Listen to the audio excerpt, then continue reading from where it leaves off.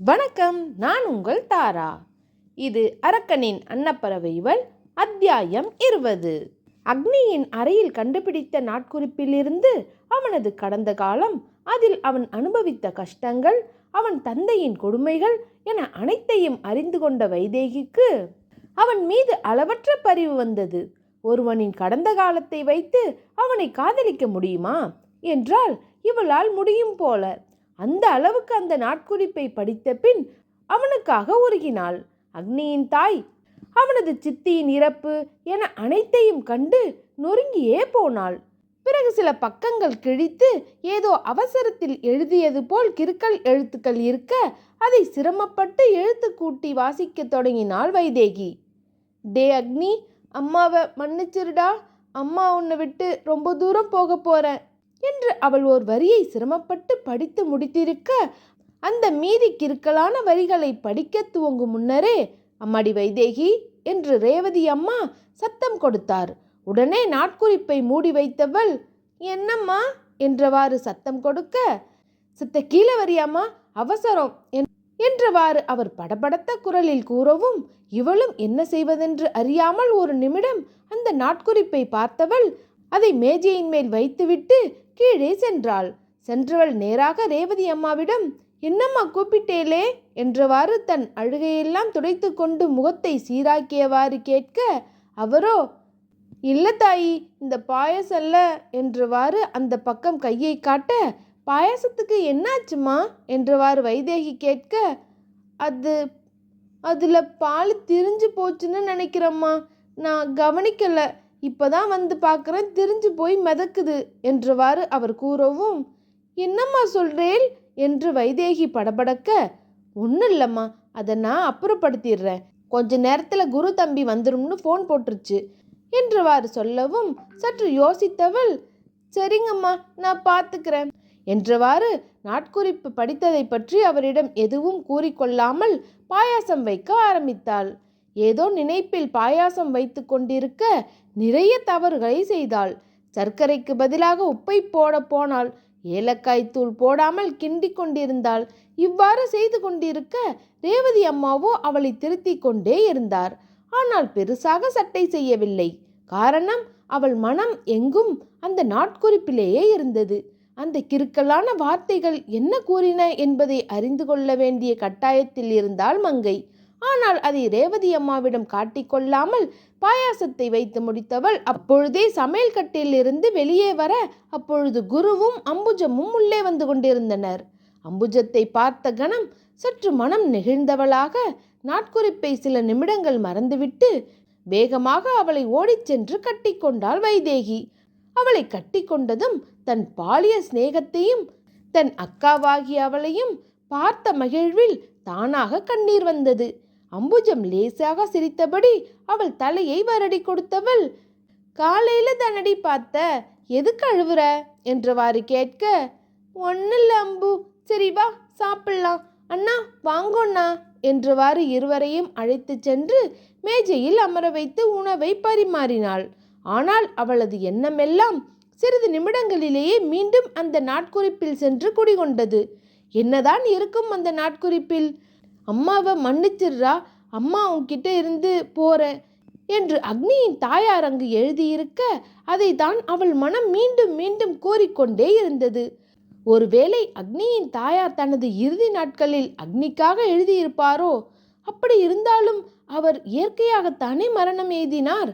எதற்காக கிறுக்கல் மொழிகளில் எழுத வேண்டும், அவசரத்தில் எழுதியது போல் என்று அவளுக்குள் பலவிதமான சந்தேகங்கள் மண்டைக்குள் ஓடிக்கொண்டே இருந்தன. இருந்தாலும் வந்தவர்களை உபசரிக்கும் பொருட்டு அம்புஜத்திடம் பேசிக்கொண்டிருந்தாள் வைதேகி. ஆனால் குரு வைதேகி முகத்தில் ஏதோ ஒரு சலனம் இருப்பதை லேசாக கண்டுகொண்டவன், அண்ணி, ஏதாவது பிரச்சனையா என்று கேட்க அவளும் இல்லை என்று கூறிவிட்டு இருவருக்கும் உணவை பரிமாறினாள். அவளும் சேர்ந்து உணவருந்த அனைவரும் உணவு உண்ட பின் சற்று நேரம் பேசிக்கொண்டிருந்தனர். ஆனால் வைதேகிக்கோ முழுதாக அந்த பேச்சில் ஈடுபட முடியவில்லை. குருதான் அம்புஜத்திடம் ஓரிரு வார்த்தைகள் பேசினான். அதற்கு மேல் அம்புஜமும் அந்த அளவு குருவிடம் பேச வார்த்தைகள் இல்லாதவள் போல், சரிங்க சார், ரூம் எங்க இருக்குதுன்னு காட்டுறேலா என்றவாறு கேட்க, அதுக்குள்ள அவ்வளோ அவசரமா? உடனே கிளம்பிட்டியா என்றவாறு கேட்க, உங்ககிட்ட எவ்வளவு தான் பேசுறது, இதுக்கு மேலே என்ன இருக்கிறது, நான் தூங்க போகிறேன் என்றவாறு அவள் கூறிவிடவும், உன்னை கரெக்ட் பண்ணி லவ் பண்ணி ஒரு 10 நிமிஷம் பேசுகிறதுக்கே நீ வெயிட் பண்ண மாட்டேங்கிறியே, வாழ்க்கை முழுக்க எப்படி என் கூட வரப்போறியோ என்றவாறு புலம்பிக் கொண்டே குருவோ ஃபஸ்ட்டு ஃப்ளோரில் நேராக போய் ரைட் கட் பண்ணால் 4வது ரூம். என்ன ஏதோ ரோட்டில் போகிறவங்கிட்ட ரூட் கேட்குற மாதிரி சொல்கிறேன், அவ்வளோ பெரிய வீடா என்றவாறு அவள் பார்க்க, ஏன் பார்த்தா தெரியலையா என்றவாறு அவன் கூறவும், தெரியறது, சும்மா தான் கேட்டேன் என்றவாறு தன் பையை எடுத்துக்கொண்டு மேலே சென்றாள் அம்புஜம். வைதேகி அவர்களுடன் சென்று அவள் அறையில் அவளை விட்டுவிட்டு வர அவர்களும் அதிக நேரம் பேசிக்கொள்ளவில்லை.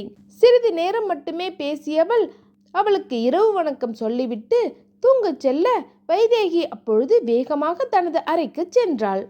மீண்டும் எழுத்து கூட்டி படிக்கத் தொடங்கினாள். ஒவ்வொரு வரிகளையும் படிக்க படிக்க அவள் விழிகள் அதிர்ந்து விரிந்தன. அம்மாவை மன்னிச்சிருடா, அம்மா உன்னை விட்டு ரொம்ப தூரம் போக போகிறேன், இனி உன்கிட்ட வரவே மாட்டேன். ஆனால் நம்மளை சுற்றி நடக்கிறது எல்லாமே சூழ்ச்சின்னு இப்போ தான் தெரிஞ்சுது. உன்னை அம்மா ரொம்ப நல்லவனாக வளர்த்துட்டேன், ஆனால் இந்த உலகத்தில் உன்னோட நல்ல குணம் கண்டிப்பாக ஒத்து வராது, உன்னை ஏமாத்திடுவாங்க. அதனால் சாதுரியமாக இரு, ஆனால் அதே சமயம் பொம்பளைங்க விஷயத்தில் அநியாயம் பண்ணிடாத. போதை அது இதுன்னு என்றைக்குமே அடிமை ஆயிடாத. போதை பொருள் இதெல்லாம் உன் வாழ்க்கையில் இருக்கவே கூடாது. அப்புறம் இன்னொன்று சொல்லணும், சொல்லவே கொலை பதறுது. உன் சித்தி சாதாரணமாக சாகலடா, அவள் சாவுக்கு உன் அப்பா தான் காரணம், அவனும் அவனோட கூட்டாளிகளும் தான் என்று 3 பேரின் பெயர்கள் எழுதப்பட்டிருக்க அதையும் வாசித்தாள். இவனுங்க எல்லாம் சேர்ந்து பண்ண ஆட்டத்தில் தாண்டா உன் சித்தியை சீரழிச்சிட்டாங்க, செதைச்சிட்டாங்கடா. அப்போ அந்த உண்மையை இத்தனை வருஷம் கழித்து எனக்கு தெரிஞ்சதுக்கப்புறம் என்னையும் இன்னைக்கு கொல்ல போகிறாங்க. அதனால் அம்மாவுக்கு ரொம்ப நேரம் கிடையாது. இதை அவசரமாக எழுதுகிறேன், இங்கே வைக்கிறேன். இது உன் கைக்கு கண்டிப்பாக கிடைக்குங்கிறது எனக்கு தெரியும். நான் கும்புற சாமி அதை உன்கிட்ட கொண்டு வந்து சேர்க்கும். ஆனால் திரும்பவும் சொல்கிறேன், உன்னோட மென்மையான பக்கத்தை இந்த உலகத்துக்கு நீ காட்டாத, உன்னை ஏமாத்திடுவாங்க. எல்லாருக்கும் நல்லது செய், ஆனால் திரும்பவும் சொல்கிறேன், உன் மென்மையான பக்கத்தை யாருக்கும் காட்டாத. உலகம் உன்னை சுலபமாக கைக்குள்ளே போட்டு ஏறி மிதிச்சிரும். உனக்குன்னு ஒரு அங்கீகாரத்தை வச்சுக்கோடா, நல்லது பண்ணு. நல்லதை அதிகாரத்திலேருந்து பண்ணாலே இந்த உலகம் உன்னை கெட்டவன்னு சொல்ல ஆரம்பிச்சிரும். அதைத்தான் அம்மா சொல்கிறேன், என்னைக்கும் அம்மாவோட ஆசீர்வாதம் உனக்கு இருந்துக்கிட்டே இருக்கும். இவங்க யாரையும் சும்மா விடாத. அநியாயம் பண்ணுறவங்க எல்லாரையும் ஒழிச்சு கட்ட வேண்டியது உன் பொறுப்பு. அதனால தான் நான் உனக்கு அக்னி புத்திரன்னு பேர் வச்சேன். உன் கோபமும் வலிமையும் சரியான வழியில் உபயோகப்படுத்தணும், ஆனால் அதே சமயம் சாதுரியமாக செயல்படு. கோபத்திலையும் ஆத்திரத்திலையும் மட்டுமே எல்லாத்தையும் முடிவெடுக்காத. இன்னொன்று சொல்லிக்கிறேன், உனக்குன்னு ஒரு துணை வரும்போது அவள் கண்டிப்பாக உனக்காக இருப்பா. அவளை பார்க்கும்போது அவகிட்ட நீ அம்மாவை பார்ப்ப. அப்படிப்பட்ட பொண்ணு வந்தா எக்காரணத்தை கொண்டும் விட்டுறாதப்பா. அம்மா போகிறேன், ஆனால் கண்டிப்பாக உன் கூட எல்லா விதமாகவும் இருப்பேன். உன் மூச்சா, உன்னோட இதய துடிப்பா, உன்னோட பலமா கண்டிப்பாக அம்மா உன் கூடவே இருப்பேன். நல்லா இருடா தங்கம் என்றவாறு அந்த இறுதி வரிகள் விடைபெற்றன. சிறிது நேரத்தில் விடைபெற்ற உமையாளின் உயிர் போல. அவ்வளவுதான். சட்டென நாட்குறிப்பை கீழே போட்டுவிட்டாள் வைதேகி. கைகள் எல்லாம் வெடவெடுத்தன, கண்கள் பயத்தில் விரிந்தன, தொண்டைக்குழியில் மூச்சு அடைத்தது. சர்வமும் ஆடிப்போய் உலகம் ஒரு நொடி சுழல மறுத்தது. 5 நிமிடம் இவ்வாறு உறைந்திருந்தாள். பேயறைந்தாற்போல் இருந்தவள் சட்டென வெடித்து அழ ஆரம்பித்து விட்டாள். குலுங்கி குலுங்கி அழுதாள். அங்கிருந்த அக்னியின் போட்டோவை எடுத்து பார்த்தவள், மனுஷா தானே நீங்க, எப்படி இவ்வளோ கஷ்டத்தை அனுபவிக்க முடிஞ்சது என்றவாறு அதை அணைத்து கொண்டே அழுதாள். பின்பு 10 நிமிடங்களில் தன்னை தேற்றி கொண்டவள் ஏதோ நினைத்தவளாக வேகமாக எழுந்து நேராக குருவின் அறைக்கு சென்றாள். குருவின் அறை கதவை தட்டவும் ஒரு பேண்ட் டிஷர்ட் அணிந்தவாறு கதவை திறந்த குரு வைதேகியை சற்று அதிர்ந்தே பார்த்தான். இந்நேரத்தில் எதற்கு தன் கதவை தட்ட வேண்டும் என்றுதான். அண்ணி, நீங்க இந்த நேரத்தில் என்று கேட்கவும், அண்ணா உங்ககிட்ட செத்த பேசணும், தோட்டத்து பக்கம் வரையலா என்றவாறு நேரடியாகவே கேட்க, தோட்டத்து பக்கமாவா? நீங்க வேணும்னா ரூம்குள்ள என்றவாறு அழைக்கவும், நேக்கு மூச்சு முற்ற மாதிரி இருக்கிறது அண்ணா, அதான் என்று அவள் முடிக்கும் முன், ஐயோ அண்ணி, ஹாஸ்பிட்டலுக்கு போலாமா, வாங்க என்றவாறு படப்படத்தான். அண்ணா, தோட்டத்து பக்கம் வரையலா, ஹாஸ்பிட்டல் போய் அதை சரி பண்ண முடியாது என்று அவள் கூற, சற்று யோசித்தவன், சரிங்க அண்ணி, வாங்க போலாம் என்று அவளை அழைத்து கொண்டு தோட்டத்து பக்கம் சென்றான். அங்கே சென்று தோட்டத்தில் இருக்கும் இருக்கையில் அமர்ந்தனர் இருவரும். அமர்ந்த நொடியில் குரு வைதேகியிடம், என்ன நீ பிரச்சனை, உங்க கண்ணெல்லாம் கலங்கியிருக்க மாதிரி இருக்கு என்று முடிக்கவில்லை. அதற்குள் வெடித்து அழுதுவிட்டாள் பெண்ணவள். தன் தாவணியால் தன் வாயை பொத்திக்கொண்டு விம்மி அழுதாள். கண்களில் அப்படி கண்ணீர் ஓட்டம். குருவோ இதை பார்த்து பதறியவன், அண்ணி என்னாச்சு, எதுக்கு இப்படி அழறீங்க என்றவாறு அவளை சமாதானம் செய்ய முயல, ஒரு நிமிடம் அழுது ஓய்ந்தவள், எப்படி அண்ணா, எப்படி அவளால் இவ்வளவு கஷ்டத்தையும் பொறுத்துண்டு இருக்க முடிஞ்சது? அவளும் மனுஷாதானே, ஆண்டவனுக்கு கொஞ்சம் கூட இரக்கமே இல்லையா? ஒரு மனுஷாளுக்கு இவ்வளவு கஷ்டம் வாழ்க்கையில் அனுபவிப்பாரா? நேக்கு படிக்கும் போதே தொண்டை குழியில மூச்சு அடைச்சிருச்சு. எப்படி நான் அப்படி ஒரு வாழ்க்கையை வாழ்ந்தா? இப்படி இருக்க அவளுக்கு அன்புனா என்னன்னே தெரியாம இத்தனை வருஷத்தை கடந்து வந்திருக்கா. உண்மையான அன்பு ஒருத்தவாளுக்கு அவ்வளவு வருஷம் கழிச்சு கிடைச்சிது. அது ஒரே நிமிஷத்துல தவிடுபடியா போனா எந்த ஆம்பளையால தான் பொறுக்க முடியும்? அவளை புரிஞ்சுக்காம நானும் தப்பு பண்ணிட்டேன் போல என்றவாறு அவள் கூறிக்கொண்டிருக்க, குரு அவளை வினோதமாக பார்த்தான்.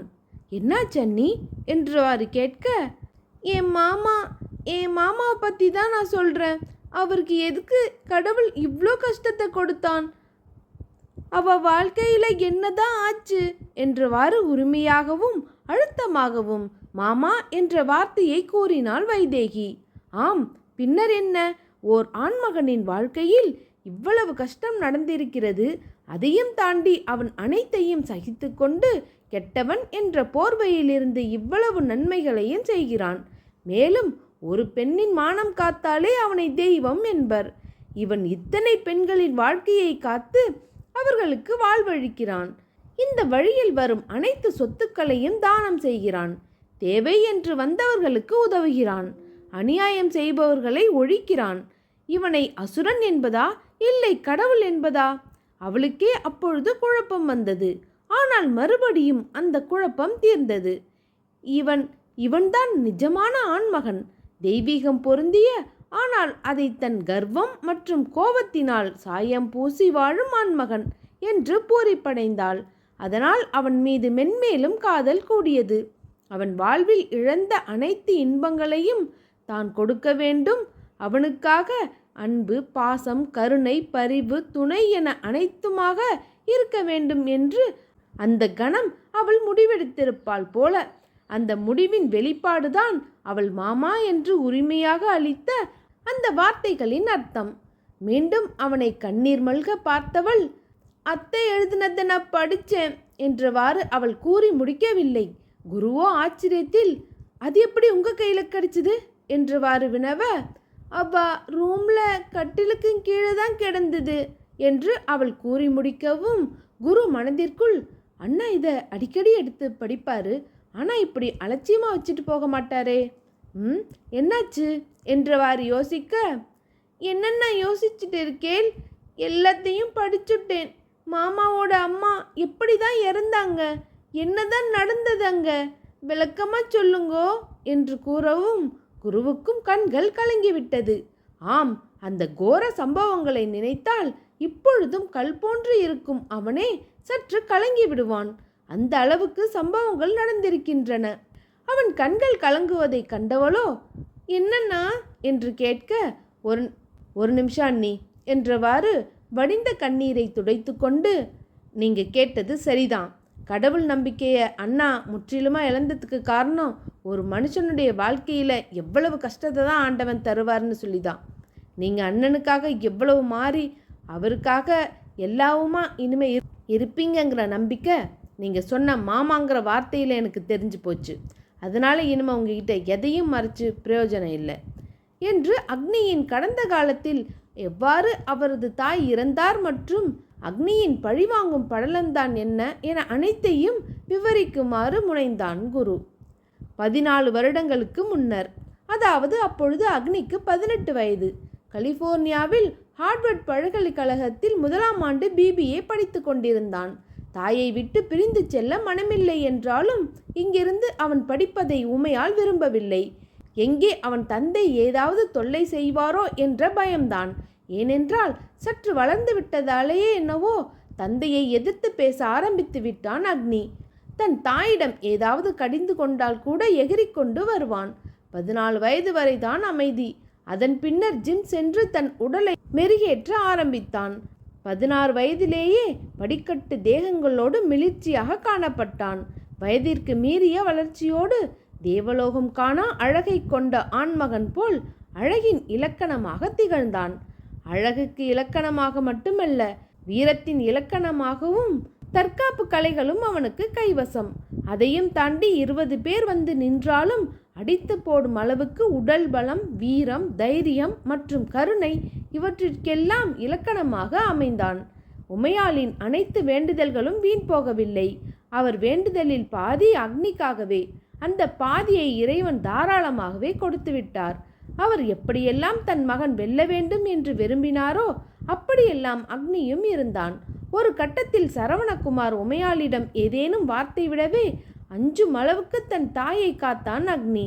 அதனால் சரவணகுமார் வெறுப்பை மட்டும் உமிழ்ந்துவிட்டு விலகிச் சென்று விடுவான். வழக்கம்போல் மனைவி என்ற ஒருத்தி இருப்பதை மறந்து ஊர் சுற்றத்தான் லாயக்கு. மற்றபடி அவனிடம் எந்த ஒரு வன்முறையையும் கையாள முடியாது. காரணம், ஐயனார் போல் தன் தாயை காத்தான் அக்னி. தன்னை மீறி தன் தாய் மீது கை வைத்தால் கொன்று விடுவது போல் சுத்தி வந்தான்.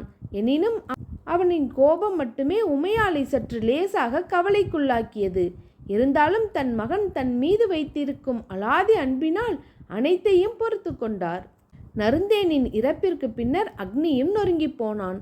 ஆனால் ஏற்கனவே தாயே இந்த வேதனையில் சுணங்கி போயிருக்க தானும் இவ்வாறு இருந்தால் அது வெந்த புண்ணில் வேல் பாய்ச்சுவது போல் இருக்கும் என்பதனால் அந்த சிறு வயதிலேயே பக்குவமாக தன் தாய்க்கு ஆறுதல் கூறியவன் தன் தாயுடன் இருந்து அவரை தேற்றினான். இவ்வாறு இருக்க இப்போது 18 வயது பருவம் வந்த வாலிபன் அவனுக்கு துணையாக இருக்க மாட்டானா என்ன? அன்றொரு நாள் அவன் கல்லூரியில் இருக்க அப்பொழுது அவனிடமிருந்து போனில் நலம் விசாரித்தான். அதிக நேரம் பேசிவிட்டு சற்று நேரம் தோட்டத்தில் உலாத்த வந்தார் உமையாள். அப்பொழுது அவர் நடந்து வந்து கொண்டிருக்க அருகே கார் பார்க்கிங் செய்யும் இடத்திலிருந்து ஏதோ சத்தம் கேட்டது. எனினும் அதனை பெரிதாக கண்டுகொள்ளாமல் விலக முனைய அப்பொழுது ஓர் தகாத வார்த்தையோடு சரவணகுமார் அங்கு கத்தி கொண்டிருந்தது போல் அவள் காதில் கேட்டது. டேய், ஒருத்த மிஞ்ச மாட்டீங்க. நான் கஷ்டப்பட்டு கஞ்சாவை சேல்ஸ் பண்ண அனுப்புனா நீங்கள் ஏஜென்ட் வச்சு கண்ட இடத்துலையும் வைக்கிறீங்களா? எத்தனை நாள் இந்த கூத்து நடந்துட்டுருக்கு? ஃப்ரெண்ட்ஸ்லாம் பார்க்க மாட்டேன். எவனாக இருந்தாலும் நடு ரோட்டுக்கு இழுத்துட்டு வந்துடுவேன் என்றவன் கத்தி கொண்டிருக்க, என்ன கஞ்சாவா என்றுவாறு அதிர்ந்து போனவர் சற்று உள்ளே சென்று கவனிக்க ஆரம்பித்தார். அவன் பேசி கொண்டிருப்பதை கேட்டபோது விழிகள் விரிந்து விட்டது. என்ன ஃப்ரெண்ட்ஸா? அவங்கெல்லாம் ஒரு பொருட்டே இல்லை. நான் கட்டின பொண்டாட்டியோட தங்கச்சி அவளையே விட்டு வைக்காமல் முடிச்சு காட்டினவன். கதற கதற அந்த நாய்களும் தானே சேர்த்து சீரழிச்சாங்க. ஏதோ நான் மட்டும் பண்ண மாதிரி சொல்கிற? எல்லாத்துக்கும் ஆதாரம் இருக்குது. என் பேரை மட்டும் சாதுரியமாக அழைச்சிட்டு எல்லாரையும் நடுத்தருவில் இழுத்துட்டு வந்துடுவேன். ஒழுங்கா மரியாதையா அவனுங்களை பேசி நம்ம ரூட்டுக்கு திரும்ப கொண்டு வா. ஃப்ரெண்ட்ஸாக போனதுனால இவ்வளவு மரியாதை இல்லை என்று அவர் கூறி முடிக்கும் முன் அங்கிருந்து ஓட முனைந்தார். அப்பொழுது தெரியாத்தனமாக அங்கு பார்க் செய்யப்பட்டிருந்த இன்னொரு காரின் கண்ணாடி மீது பதற்றத்தில் சற்று வேகமாக அவர் மோதிவிட அந்த கண்ணாடி கீழே விழுந்தது. அந்த சத்தத்தில் திரும்பி பார்த்தவன் ஏதோ அங்கு அசைவது போல் இருக்க பின்தொடர்ந்து வர ஆரம்பித்தான். அதை உணர்ந்த உமையாளோ வேகமாக வீட்டிற்குள் ஓடிச் சென்றார். எங்கு சென்றாலும் நிச்சயமாக வந்து விடுவான் என்று உணர்ந்தவர் அப்பொழுது ஸ்டோர் ரூமில் ஒளிந்து கொள்ள முடிவெடுக்க உள்ளே சென்றார். சென்று அங்கே ஒரு அலமாரியின் அடியில் ஒளிந்து கொண்டவரோ குலுங்கி குலுங்கி அழுக ஆரம்பித்தார். எனது தங்கையை சீரழித்து கொன்றதாக இவன் வாயால் கூறினான் என்ற அந்த வேதனையை அடக்க முடியவில்லை. அப்பொழுது சரவணகுமாரின் சத்தம் ரூமுக்கு வெளியே கேட்க அப்பொழுது மிரண்டு போனவள் அங்கே கைகளை விட்டு துளாவினாள். நருந்தேன் இறந்த அன்று ஆதங்கத்தோடு கடைசி வரிகளை எழுதிவிட்டு தூக்கி எறிந்த டைரி அங்கே கிடந்தது. வேலையாட்கள் யாரோ எடுத்து வந்து போட்டிருப்பார்கள் போல. அந்த டைரியில் ஏதோ ஒரு பக்கத்தை புரட்டி அந்த டைரியில் ஓரமாக அவர் சொருகி வைத்திருக்கும் பேனாவை எடுத்து எழுதத் தொடங்கினார். அதுதான் வைதேகி இன்று படித்து சர்வமும் ஆடிப்போய் நின்ற அந்த வார்த்தைகள். எழுதி முடித்ததுதான் மிச்சம். மறுநொடியே அந்த அலமாரி கதவை திறந்து அவரது கூந்தலை கொத்தாக பிடித்து இழுத்தவாறு அவரை வெளியே எடுத்து போட்டான் அவன். ஏண்டி, எவ்வளவு தைரியம் இருந்தா நான் பேசுகிறத ஒட்டு கேட்டுட்டு இப்படி ஓடி வருவ? என்ன அக்காளும் தங்கச்சியும் வருஷம் கேப் விட்டு சாகலான்னு முடிவு பண்ணிட்டீங்களா? அப்போ நீங்களே போகிறதா இருந்தா எனக்கு என்ன வந்துச்சு? நான் தாராளமாக அனுப்பி வைக்கிறேன் என்றவாறு அவன் கூற, அவன் முகத்தை அருவருப்பாக பார்த்தபடி, சி மனுஷனா நீ? ஏதோ என் பிள்ளைக்காகவும் அவளுக்காகவும் நீ பண்ண கொடுமை எல்லாத்தையும் தாங்கின. அதுக்குன்னு அந்த புள்ள கனவு எல்லாத்தையும் சேர்த்து இப்படி சீரழிச்சிட்டீங்களே பாவிங்களா! அவ என்ன பாவம் பண்ணா என்று கேட்கவும், என்ன பாவம் பண்ணாளா? அவள் செத்து போன அன்னைக்கு என்ன அவளுக்கு உண்மையாகவே ஸ்பெஷல் கிளாஸ் இருந்துச்சுன்னு நினச்சிட்டு இருக்கியா நீ என்று அவன் கேட்கவும், அவனை விழிவிரித்து பார்த்தாள் உமையாள். அவரை ஏராளமாக பார்த்தவள், அந்த அம்மா உங்கள் பிறந்த நாளுக்கு சர்ப்ரைஸ் பண்ணுறதுக்கு ஸ்பெஷல் கிளாஸ்னு போய் சொல்லிட்டு நீங்கள் கோயில் போயிருந்தப்போ சீக்கிரமாக வீட்டுக்கு வந்துட்டாங்க. வந்து என்ன லாபம் என்று கூற ஆரம்பித்தான். அன்று உமையாள் பிறந்த நாளை முன்னிட்டு அவரை ஆச்சரியப்படுத்த விரைவாகவே வீடு வந்திருப்பாள் நருந்தேன். வந்த அவருக்கு பிடித்த உணவுகளை சமைத்து கொண்டிருக்க, அப்பொழுது சரவணகுமார் தன் 3 நண்பர்களோடு வீட்டிற்கு வர, வேலையாட்கள் சில பேர் மட்டுமே இருந்தாலும் நருந்தேனிடம் 4 காஃபி போட்டு மேலே கொண்டு வா என்றவாறு கூற, அமைதியாக அவனை பார்த்தவர் என்றவாறு மட்டும் கூறிவிட்டு சற்று சலிப்புடனேயே காஃபி போட ஆரம்பித்தாள் நருந்தேன். யார் இவங்க? ஒரு மாதிரி மேலேயும் கீழேயும் பார்த்துட்டு இருக்காங்க. ஒரு பொம்பளை இருக்க இடத்துல இப்படிப்பட்ட ஆம்பளைங்களை கூப்பிட்டு வந்தா நல்லாவா இருக்கும்? ச்சே, இதெல்லாம் போட்டு என்னத்தை யோசிக்க? இந்த மாதிரியெல்லாம் வரமுறை பார்க்குற மனுஷனா இவர் என்றவாறு காஃபி போட்டுக்கொண்டு அறைக்கு சென்று கொடுத்தாள் நருந்தேன். அப்பொழுது அந்த 3 பேர் பார்வையும் அவளை மேய்ந்தன. அவளுக்கோ மிகவும் சங்கடமாகவும் அருவருப்பாகவும் இருந்தது. சட்டென காஃபியை வைத்துவிட்டு வெளியேறிவிட்டார். மீண்டும் சென்று சமைக்க துவங்க, சிறிது நேரத்தில் இனிப்பு செய்து கொண்டிருக்கும் போது நெய் தேவைப்பட, நெய் காலியாகிவிட்டதை உணர்ந்த நருந்தேன் அப்பொழுது அங்கு வேலை செய்து கொண்டிருந்த கடைசி வேலையாளையும் வெளியே செல்ல முனைய, அக்கா இந்த நெய் டப்பா என்று கூறவும், அது ஸ்டோர் ரூமில் இருக்கு பாப்பா, நீங்களே எடுத்துக்கிறீங்களா இல்லை என்று கூறவும், ஓ மறந்துட்டேங்க்கா, அதான் உங்கள் பொண்ணு இன்னைக்கு ஊரில் இருந்து வரேன்னு சொல்லியிருந்தீங்கல்ல, நீங்கள் போயிட்டு கூப்பிட்டு வாங்க, நான் போய் எடுத்துக்கிறேன் என்றவாறு அவரை அனுப்பி வைத்தாள். பாவம் பேதை, அவரையே எடுத்து தர சொல்லியிருந்தால் அவளுக்கு நடக்கவிருந்த கொடூரத்திலிருந்து தப்பித்திருக்கலாம் போலும். நெய்யெடுக்க மேலே சென்றவள் சரவணகுமார் இருந்த அறையிலிருந்து சத்தம் வரவும் அதை கண்டுகொள்ளாமல் கடந்து செல்ல முனைய, ஏதோ தகாத வார்த்தைகளில் சத்தம் கேட்டது. என்னவென்று லேசாக கவனிக்கவும் அவள் காதில் விழுந்தன இந்த வார்த்தைகள். டேய், சோலையூர்ல இருந்து கஞ்சா சப்ளை சரியா வருதா? அதிர்ந்து போனாள். அது அவள் பிறந்து வளர்ந்த கிராமம்தான். அங்கு கஞ்சாவா என்று ஆடிப்போய்விட்டாள். அப்பொழுது அனைத்தையும் உன்னிப்பாக கவனிக்க துவங்கினாள். அவர்கள் செய்யும் பெண்கள் கடத்தல், குழந்தைகளை விற்பது, கஞ்சா விற்பது என்று வாயால் கூற முடியாத பாவங்களை அவர்கள் செய்து கொண்டிருக்க நருந்தேன் உடைந்து அளவே துவங்கிவிட்டாள். அப்பொழுது ஒரு பதற்றத்தில் சற்று பின்னே கால்கள் எடுத்து வைக்க அங்கிருந்த பூஜாடி விழுந்து உடையவும் சட்டென நால்வரும் வெளியே வந்தனர்.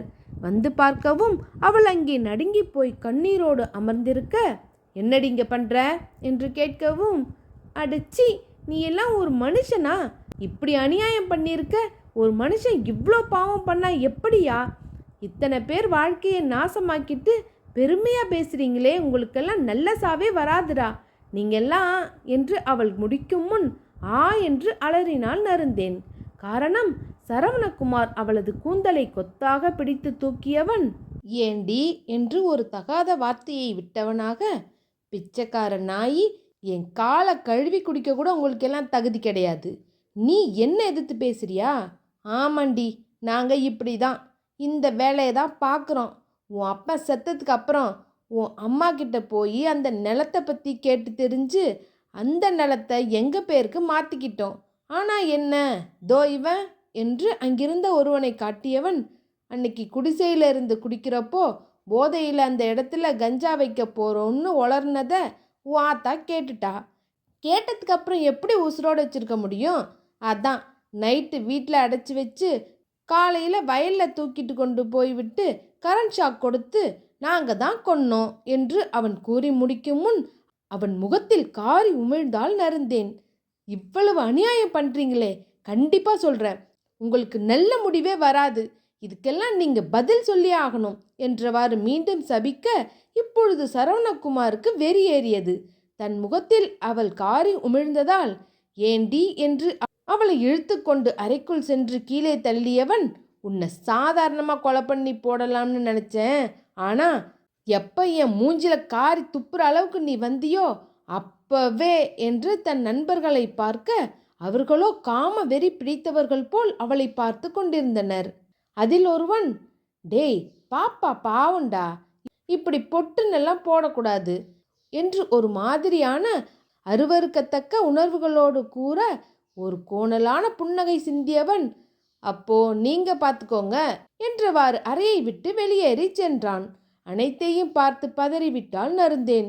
என்னை விட்டுருங்க, இப்படியெல்லாம் பண்ணாதீங்க, உங்களுக்கெல்லாம் அக்கா தங்கச்சி இல்லையா, பொண்ணு இல்லையா என்று கேட்க, யார் இருந்தா என்ன, வெளியில் இருக்கவங்க கூட தானே இந்த மாதிரியெல்லாம் பண்ண முடியும், ஸோ கம்பெனி கொடு பேபி என்றவாறு ஒவ்வொருவனாக மாறி மாறி அவளை சீரழித்தனர்.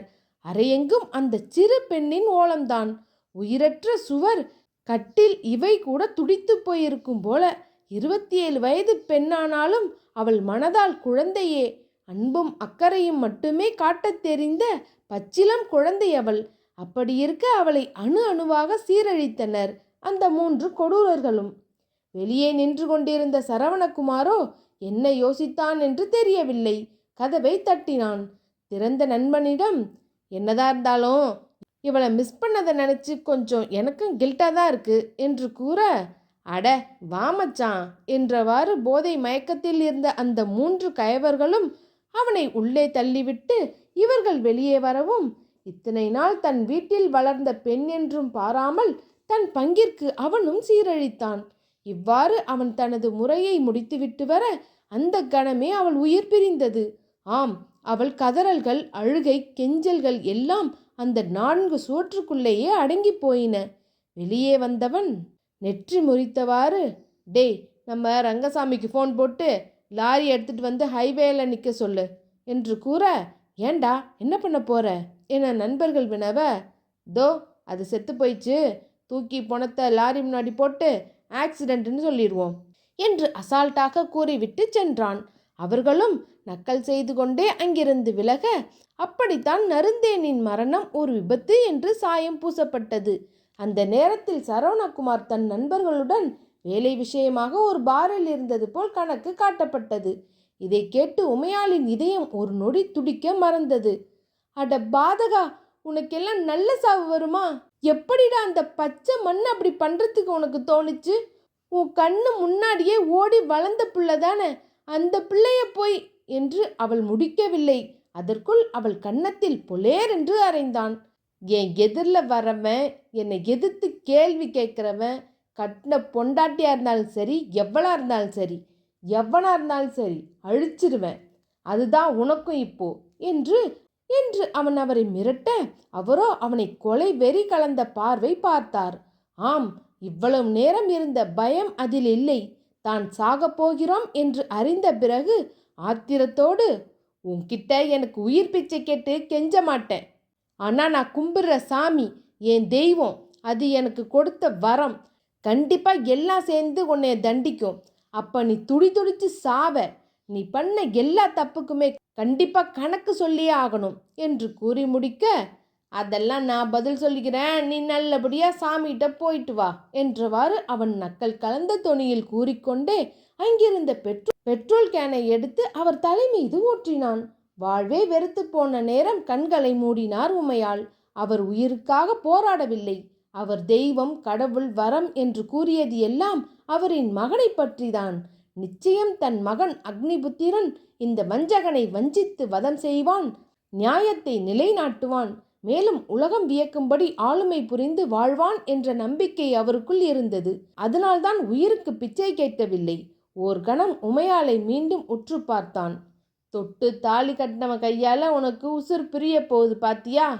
பூ பொட்டு தாலி எல்லாத்தோடையும் போற பாத்தியா?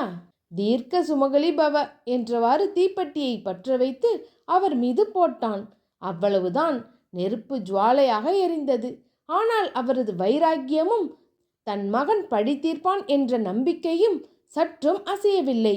அப்படியே எரிந்து ஓய்ந்தார். அவர் எரிந்து சாம்பலாகும் வரை அதை பார்த்து கொண்டிருந்தான் அந்த கொடூரன். பின் இதுவும் அடுக்கலையில் நடந்த ஓர் விபத்தாக சாயம் பூசப்பட்டது. வெளிநாட்டில் படித்து கொண்டு மறுநாள் கல்லூரி செல்லும் முன் தன் தாய் அழைக்கவில்லையே என்று போனை பண்ணிய அக்னிக்கு தாயின் மறைவு அறிவிக்கப்பட்டது. அக்னி பதறி அடித்து கொண்டு ஓடி வந்தான். ஏற்கனவே தந்தையின் இந்த அசாதாரண போக்கு மற்றும் வருடங்களுக்கு முன்னால் சித்தியின் மரணம் இவற்றிலிருந்து சற்று இறுக்கமாகவே மாறியிருந்த அக்னிக்கு இது மேலும் இறுக்கத்தை கொடுத்தது. தன் தாயின் முகத்தை கூட சரியாக பார்க்க முடியவில்லை. முற்றிலும் எரிந்து சிதைந்து இருந்தது. மேலும் அவன் அங்கிருந்த காவலரிடம், சார், உண்மையை சொல்லுங்க, என் அம்மாக்கு என்னாச்சு என்று கேட்க, சார், எல்லா ப்ரூஃபும் அடித்து சொல்லுது உங்கள் அம்மா சாவு ஆக்சிடென்ட் தான்னு என்று அவர் கூறி முடிக்க, அதற்கு மேல் பேச தெம்பில்லாமல் தாயின் சடலத்தின் அருகே நொறுங்கி போய் அமர்ந்தான். சோகத்தின் உச்சியில் அழுகை கூட வர மறுத்தது. ஒரு வாரமாக எதுவும் சாப்பிடவில்லை. தாயின் நினைப்பில் பித்து பிடித்தவன் போல் இருந்தான். சரவணகுமாரும் வந்த விருந்தினர்களை உபசரிப்பதற்காகவும் அவர்கள் முன் அழுது வடிந்து நடிப்பதாகவும் இருந்து வர அதை பார்க்கும் பொழுது இவனுக்கு வெறுப்பு தான் வந்தது. இருந்தாலும் எந்த ஒரு உணர்வுகளும் அவன் முகத்தில் வெளிப்படவில்லை. அந்த 18 வயது ஆண் மகன் நொந்து போய் அமர்ந்திருந்தான். இவ்வாறே 2 மாதங்கள் ஓடியிருந்தன. ஒரு வாரத்திலேயே அவர்கள் வீட்டிற்கு வந்த கூட்டம் அடங்கிவிட சரவணகுமாரும் தன் சுய ரூபத்தை காட்டுவது போல் அங்கேயும் இங்கேயும் சுற்றி வந்தான். ஆனால் ஒன்று, அவன் அக்னியிடம் வைத்துக் கொள்வதே இல்லை. நம் முன்னால் கூறியது போல் அக்னி சற்று திடகாத்திரமாக சுயமாக முடிவெடுத்து செயல்படும் அளவு பருவம் எய்தியிருந்ததிலிருந்து அவரிடம் அதிகம் வைத்து கொள்ள மாட்டான் சரவணகுமார். அவனை பார்த்து கூட பேச மாட்டான். அதனால் நேரடியாக அவரிடம் மோதியது கிடையாது, ஏன் பேசியது கூட கிடையாது. அதனால் வெளிப்படையாக சொல்லப்போனால் இருவருக்கும் இடையில் சண்டை சச்சரவு என்று எதுவும் இல்லை. அதனால் அவரை கண்டுகொள்ளாதது போல் இருப்பான். அவ்வப்போது சரவணகுமார் அவன் அருகே வந்து ஆறுதல் கூறுவது போல் இருந்தாலும் அக்னியோ அவன் வந்தாலே விலகி சென்று விடுவான். சரவணகுமாரின் இந்த அன்பு நாடகத்தின் காரணம் அவன் தாயின் மரணம் அவனுக்கு எந்த விதத்திலும் சந்தேகம் ஏற்படுத்திவிடக் கூடாது என்று. ஆனால் இந்த சிறு பிள்ளைத்தனமான கணிப்புகள் அவனை போன்ற குள்ளநரிகளுக்கு மட்டுமே செல்லுபடியாகும் என்று. அக்னி போன்ற சீரும் வேங்கைக்கு அது பொருந்தாது என்றும் இவன் அறியவில்லை. இவ்வாறு 2 மாதங்கள் உருண்டோட அக்னியிடம் எந்த முன்னேற்றமும் இல்லை. தான் எப்படி இருந்தால்தான் தன் தாய்க்கு பிடிக்காது என்ற சுய எண்ணத்தின் பொருட்டு ஏதோ உயிர் வாழ உணவருந்தினான், நீர் பருகினான், அவ்வப்போது துயில் கொண்டான். தன் தாயின் புடவையை கட்டி கொண்டு உறங்குவான். அழுகை தாரை தாரையாக வரும், ஆனால் கதறி அழுததில்லை. கண்கள் மூடி சில நீர்த்துளிகளை வடிப்பான். ஆனால் அதில் அவ்வளவு ஆத்திரங்கள் இருக்கும். இவ்வளவு நாள் அவன் தாயோடு அவன் வாழ்ந்த வாழ்க்கையை நினைத்து பார்த்தான். தனக்கென யாரும் இல்லை என்று நொந்து போயிருந்தவனுக்கு உலகமே இடிந்து போனாலும் உனக்கென நான் இருக்கிறேன் என்று ஊக்கமளித்தது அந்த பெண்மணி. இப்பொழுது மண்ணில் இல்லை என்றால் எந்த ஆண்மகனால்தான் அதை பொறுத்து கொள்ள முடியும்? ஆனால் அவரோ அவனிடம் பெரிய கடமை ஒன்றை ஒப்படைத்துவிட்டு சென்றிருக்க அதை அவன் அறியும் காலமும் வந்தது. உமையாளுக்கு வாடாமல்லிப்பூ என்றால் அவ்வளவு பிரியம். அதனால் அவருக்கென ஒரு வாடாமல்லி தோட்டம் ஒன்றை விலைக்கு வாங்கியவன் அங்கேயே அவருக்கு ஒரு சிறு சமாதியையும் எழுப்பினான். அவ்வப்போது அங்கு சென்று பார்த்து வருவான். அவ்வாறு ஒரு நாள் அங்கு செல்வதற்கு அவர்கள் பங்களாவில் கார் நிறுத்தும் இடத்திற்கு காரை எடுத்துச் செல்ல அங்கே சரவணகுமார் யாருடனோ அலைபேசியில் பேசிக்கொண்டிருப்பதை பார்த்தான்.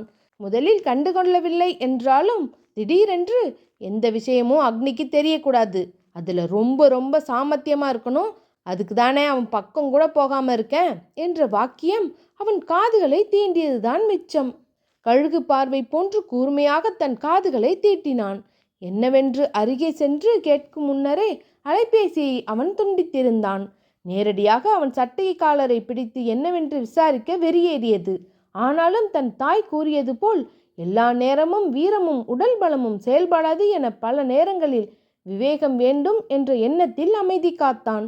அப்பொழுது இத்தனை மாதங்கள் வருத்தத்தினால் மட்டுமே துவண்டு போய்விட்டோம் என்ற சிறு குற்ற உணர்வு அவனை தீண்டியது. நிச்சயமாக தன் தாயின் மரணத்திற்கு பின்னர் ஏதோ ஒன்று இருக்கிறது என்று சிறு பொறி தட்டியது அவனுக்கு. நெருப்பில்லாமல் புகையாது என்பர். ஆனால் ஒரு சிறு பொறி போதும் காட்டுத்தீயை உருவாக்க. அந்த தீ பிரளயம் இனிமேல் தான் வரப்போகிறது. எனவே தன் தாயின் மரணம் மற்றும் இதற்கு முன் நடந்த நிகழ்வுகள் அனைத்தையும் மனதில் வைத்து கொண்டு அது குறித்த செயலில் ஈடுபட ஆயத்தமானான் அக்னி. கொடூரங்களின் உச்சமாக அக்னியின் கடந்த காலம் விளங்குகிறது என்பதை பொறுத்து கொள்ள முடியாமல் நாம் இருக்க, அவன் வாழ்வில் அப்படி ஒரு கொடூரம் நடந்திருக்கிறது என்றும் அதனை இத்தனை வருடங்கள் கழித்து உமையாளுக்கு தெரிந்தும் பின் அவரும் எரித்து கொல்லப்பட்டிருக்கிறார் என்று தெரிந்த பின் நமக்கே ஒரு நிமிடத்தில் இதயம் நின்றுவிடும் போல்தான் இருக்கும். அப்படியென்றால் அந்த வலிகளை நேரே இருந்து அனுபவித்த அந்த 18 வயது ஆண்மகனுக்கு எவ்வளவு இருக்கும்? நரக வேதனை தானே மக்களே. இதையெல்லாம் கேட்கும் வைதேகி நிலை நிச்சயம் அதோ பரிதாபமாகத்தான் இருக்கும். சரி, சரவணகுமார் இறுதியில் கூறிய அந்த ஒரு வாக்கியத்தில் அப்படி என்ன விடயத்தை கண்டுவிட்டான் அக்னி? தனது மொத்த குறிக்கோளையும் மாற்றி இப்பொழுது தேடுதல் வேட்டையை துவங்குவதற்கு அதில் என்ன குதர்க்கம் இருக்கும்? ஒவ்வொரு அத்தியாயங்களிலும் முடிச்சுகள் அவிழ்க்கப்படுகின்றன. அதேபோல் அடுத்த அத்தியாயத்திலும் அவிழ்க்கப்படும் முடிச்சு என்னவோ? அக்னியின் மீது காதலில் உருக ஆரம்பித்து விட்டாள் வைதேகி. இனி அவனே விரட்டிவிட்டாலும் அவனிடமிருந்து விலகும் எண்ணமில்லை. தன் தாயிற்காகவும் அவர் கூறியதாகவும் இவ்வாறு திடகாத்திரமாக இருக்கும் ஆண்மகன் அதையும் தாண்டி தனக்கு விருப்பமில்லை என்று கூறியவுடன் தன் அருகாமையில் வராமல் தன் செய்கையால் தான் கொடுத்த அனுமதி கிட்டும் வரை அமைதி காத்தவனிடம் முன்னரே மயங்கி போனவள் இப்பொழுது முற்றிலும் காதலில் அவனை கடவுள் என பார்க்க ஆரம்பித்து விட்டாள் என்று கூறலாம். சரி மக்களே, ரொம்ப பேசிட்டோம். அப்படி என்ன பண்ண போகிறான்? அந்த நாட்குறிப்பு அவன் கையில் கிடைக்குமா? தன் தாயின் மரணத்திற்கும் தன் சித்தியின் மரணத்திற்கும் எவ்வாறு பழி தீர்க்கப் போகிறான் என்று பல முடிச்சுகள் அவிழ்க்கப்படும் பொழுது அடுத்த அத்தியாயங்களை முன்னோக்கி காத்திருங்கள். இதோட இந்த அத்தியாயம் முடியுது. அடுத்த அத்தியாயத்தில் மீட் பண்ணலாம். இனி வாரந்தோறும் அரக்கனின் அன்னப்பறவை இவள் வரும். ஸ்டோரி பற்றின அப்டேட்டுக்கு மறக்காமல் சப்ஸ்கிரைப் பண்ணிக்கோங்க. லைக் பண்ணுங்கள், ஷேர் பண்ணுங்கள், மறக்காமல் உங்களோட கருத்துக்களை கமெண்ட் பண்ணுங்கள். டாடா.